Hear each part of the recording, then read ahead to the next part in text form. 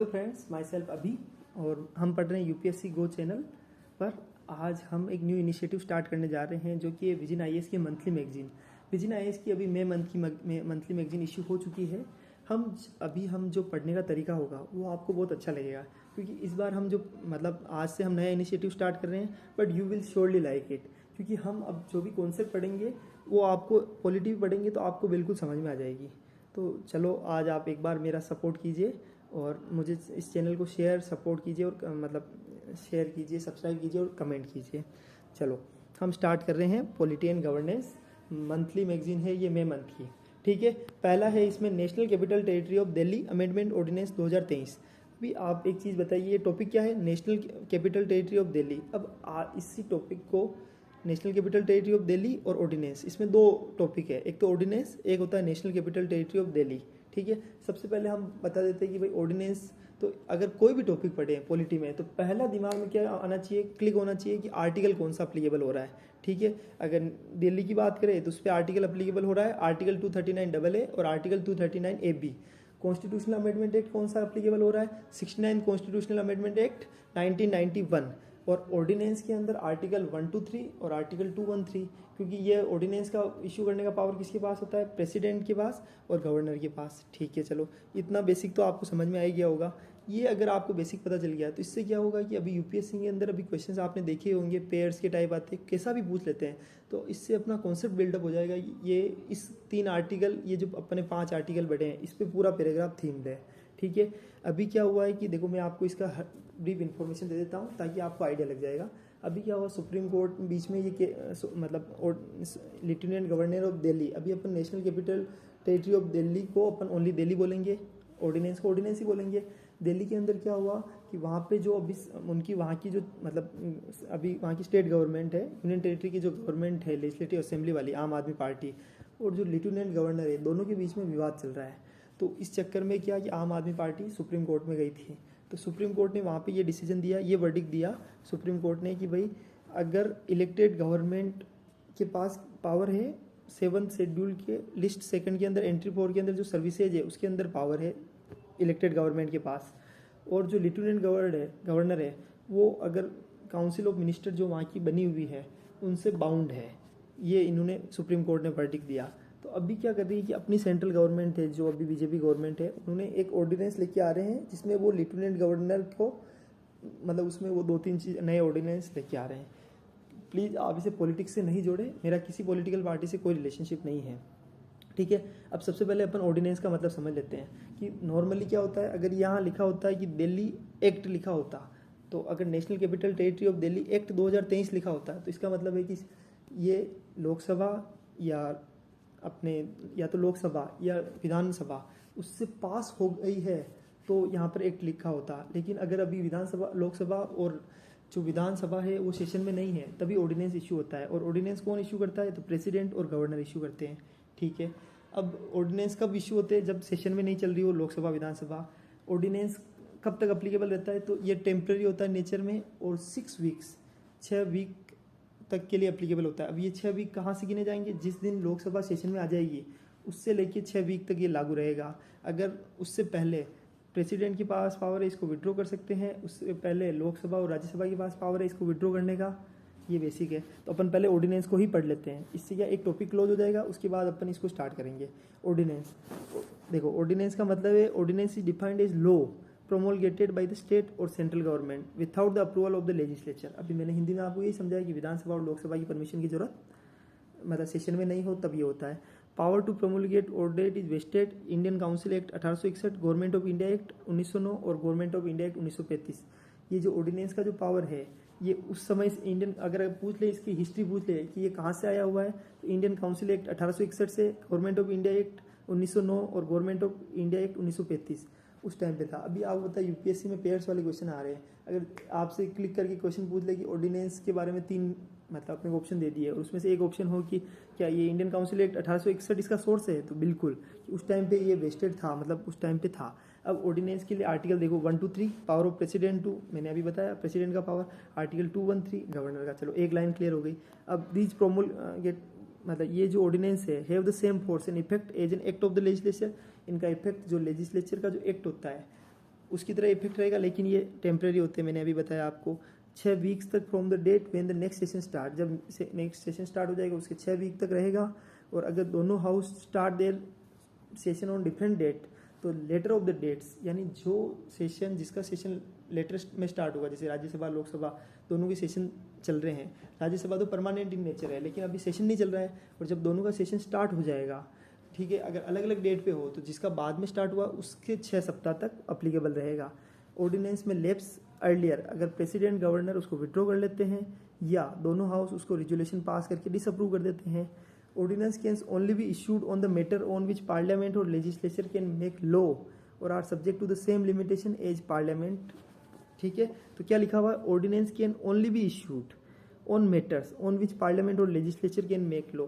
मतलब ऑर्डिनेंस उन्हीं टॉपिक्स या उन्हीं मुद्दों पर ऑर्डिनेंस पास किया जा सकता है जिस पर लॉ बन सकता है, एक्ट बन सकता है।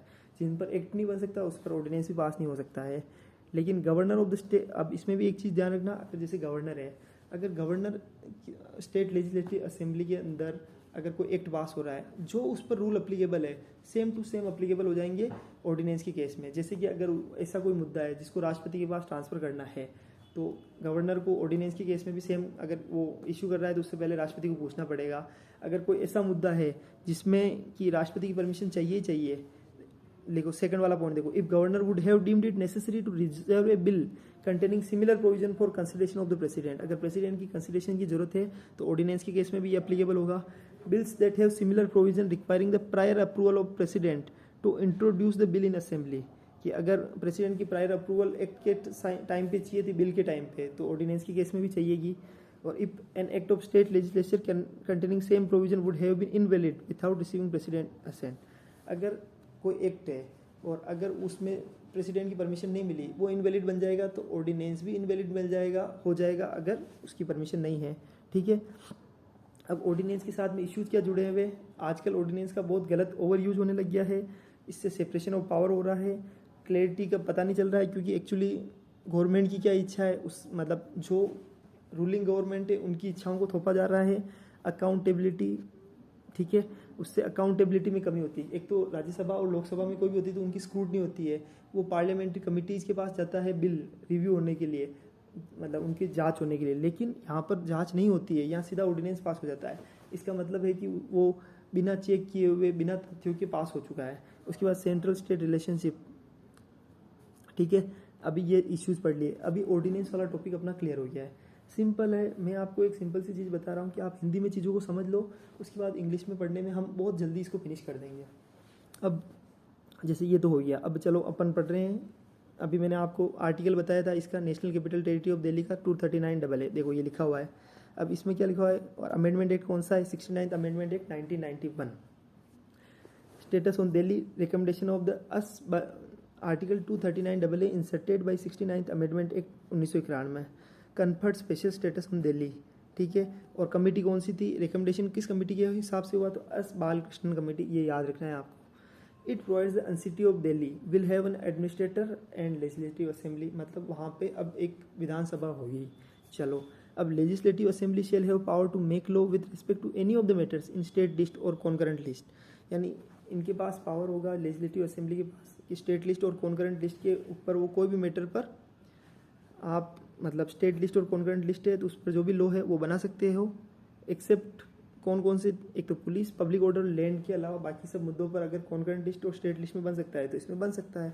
और अगर डिफरेंस ऑफ ओपिनियन रहता है तो लेफ्टिनेंट गवर्नर क्या करेगा, इस मैटर को प्रेसिडेंट को रेफर कर देगा, अगर मिनिस्टर और उनके अलजी के बीच में कोई भी दिक्कत आती है तो। अब अपन, मैं एक बार थोड़ा सा पानी पी लेता हूँ, मेरे लिए ये पहले के पास है, थोड़ा सा दिक्कत होगी बट हम जल्दी आपको खुश कर देंगे।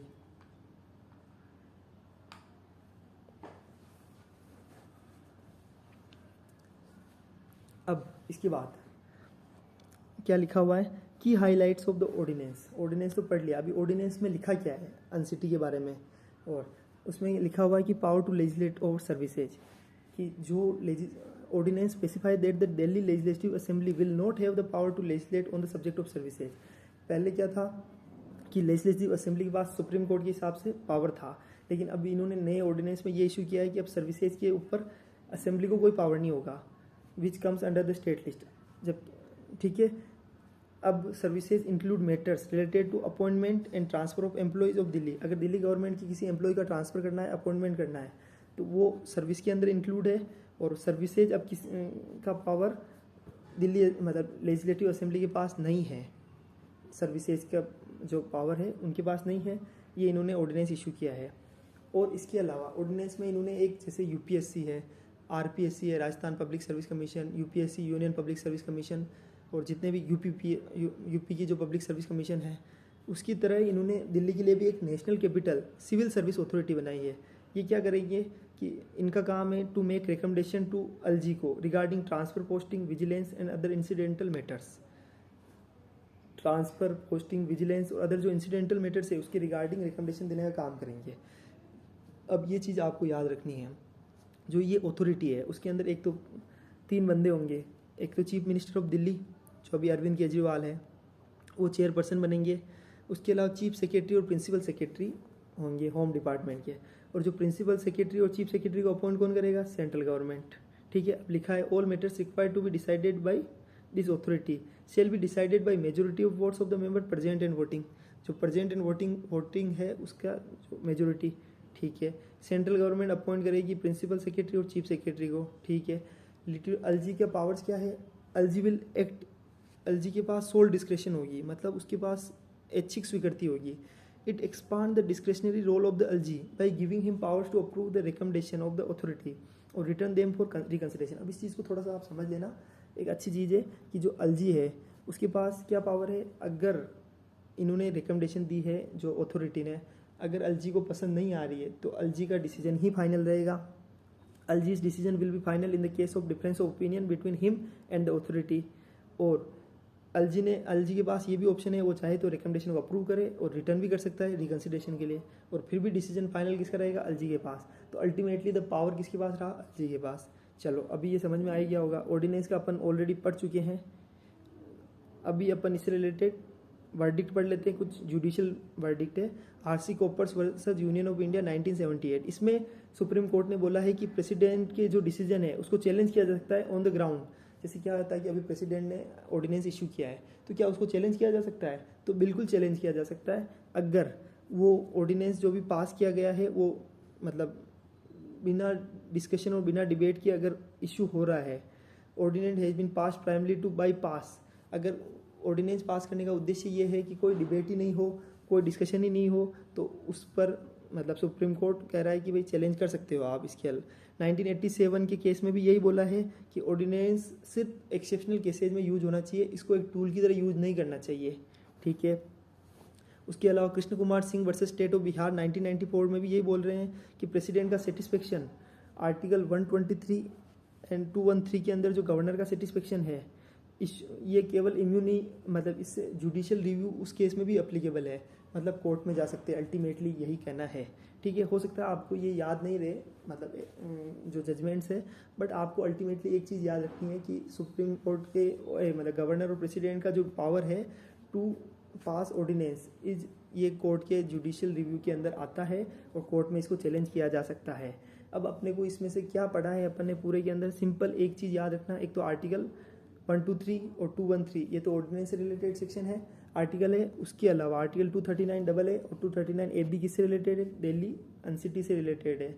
और उसके अंदर भी एक कॉन्स्टिट्यूशनल अमेंडमेंट एक्ट है 69 और एक बालकृष्णन कमेटी की रिकमेंडेशन, एस बालकृष्णन कमेटी की रिकमेंडेशन पे ये जो एक्ट आया था 1991 वाला, वो एनसीटी को जो लेजिस्लेटिव असेंबली बनाने के लिए, ये चीज़ हो गई। अभी एक सिविल सर्विस अथॉरिटी बनाई है जिसके अंदर chief minister of Delhi plus एक तो प्रिंसिपल सेक्रेटरी और एक चीफ सेक्रेटरी होगा, जो इसको अपॉइंट कौन करेंगे? दोनों को सेंट्रल गवर्नमेंट।